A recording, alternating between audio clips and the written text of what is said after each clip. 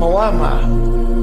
ဘယ်သူမှသာဝရအစဉ်ပြေနေတာလို့မရှိဘူးမြတ်စွာဘုရားတောင်မှအစဉ်မပြေတဲ့အခါရှိဆွမ်းမစားရတဲ့အခါရှိတယ်မကောင်းတဲ့အစားအစာတွေနဲ့မြတ်တာနေရတဲ့အခါမျိုးရှိတယ်လူတို့ရဲ့ကြီးညိုလေးစားမှုကြိုးစုံမှုကိုခံရတဲ့အခါရှိတယ်လို့ကြုံတဲ့လူတွေရဲ့ဆဲရေးတိုင်းထွာမှုချင်းချောက်ခံရမှုဆိုတာတွေလည်းပဲကြုံရတာမြတ်စွာဘုရားကိုယ်တိုင်ကိုပဲအစင်မပြေမှုတွေဘဝမှာကြုံတွေ့ရအဲ့ဒီအစင်မပြေမှုတွေဟာဘဝကပေးတဲ့ဖန်တီးတဲ့ဒုက္ခတွေသာဖြစ်လို့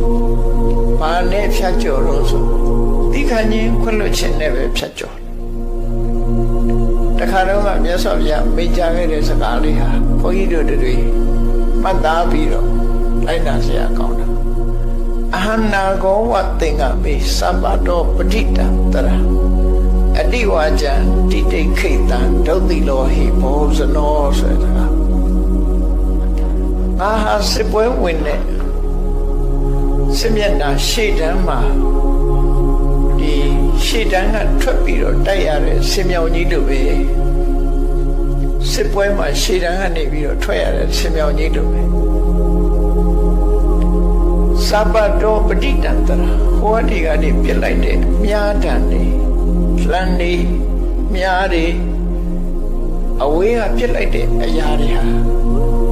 ဆင်းရဲကိုယ်ပေါ်မှာလာကြတာတွေအများကြီးပဲဆင်းရဲခန္ဓာကိုယ်ပေါ်မှာလာဆိုင်တယ်အဟနာကောဝသင်္ကမေသဗ္ဗတောပဋိတံတရအဲ့ဒီလိုခန္ဓာကိုယ်ပေါ်ရောက်ရှိလာတဲ့စုဝေလာတဲ့လေးတံများတာအဲ့ဒါတွေကိုသိခံတယ်